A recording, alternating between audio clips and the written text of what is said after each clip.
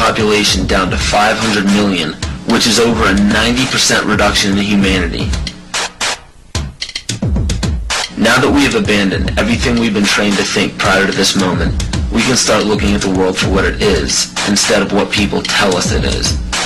Open your eyes today as if you've never seen the world before, and you will begin to notice that the goal of population reduction is everywhere around us.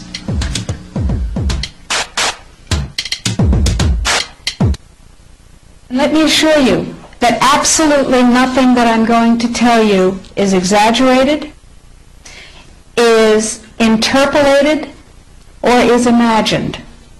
Everything I'm going to tell you is documented.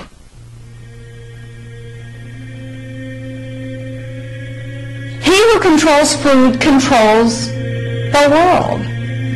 Well, they said in 1962, we're going to work toward total global implementation of Codex Alimentarius on December 31st, 2009. They were sort of guidelines.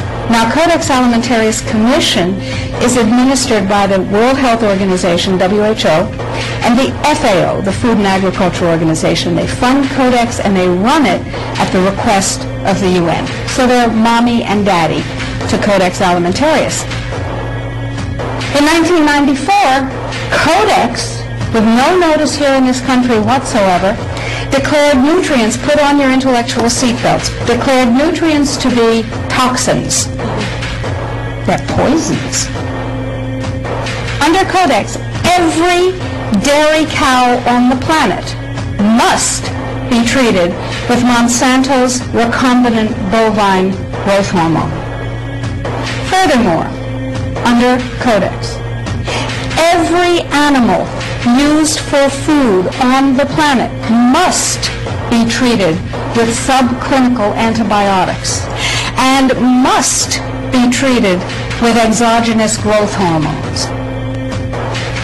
If you do the numbers in the WHO-FAO projections, the epidemiological projections, they estimate, not I, that just the vitamin and mineral guideline alone, when it goes into global implementation on December 31st, 2009, will result in a minimum of 3 billion, that's B, bad, big, billion deaths.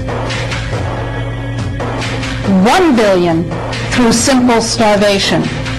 Those folks who die are not particularly economically successful from the point of view of the corporations, but the next 2 billion, they will die from the preventable diseases of undernutrition. Who will live? Probably those people who are wealthy enough and powerful enough to have their own pushers of clean food and nutrients. So we need your help, because the United States leadership is what's going to literally save the population of the planet. The UN has put out dozens of public documents where they're calling for an 80% world population reduction.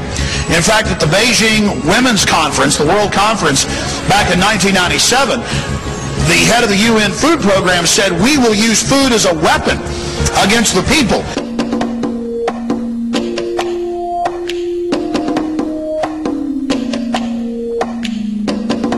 66% of the United States residents' public water is fluoridated. It is known to have tremendous effects on bone cancer, joint problems, bone weakness, lowered estrogen and testosterone levels, and dental fluorosis, which is yellowing of the teeth and pitting in the enamel. Wouldn't it make more sense to enhance public water with vitamins which are meant to be ingested to promote overall health, rather than putting such a toxic chemical in our water with a bogus explanation that it will improve our dental health?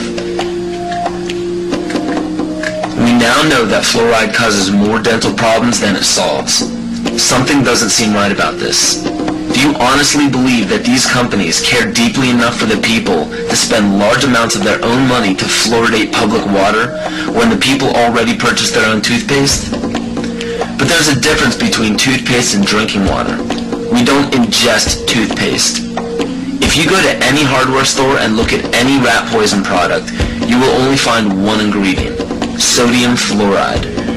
It is the most toxic ionic molecule outside of potassium dichromate.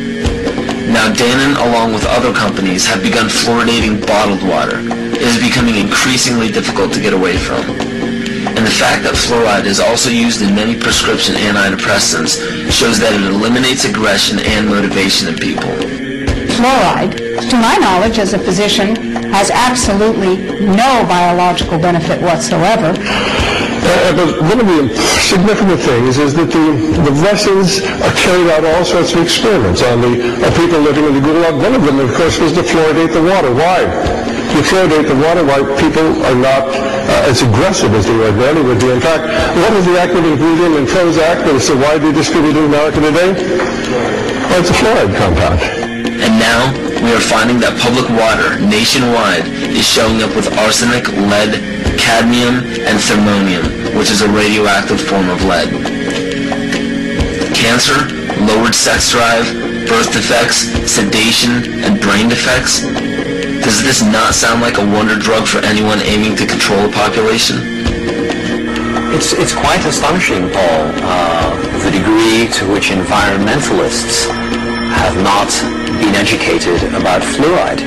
You know, people have an unconscious trust in their doctor or their dentist, and if you can persuade doctors and dentists that fluoride is safe and good, then you're able to reach the rest of the nation. People believe their doctors and dentists, and that was a way of promoting fluoride for Bernays.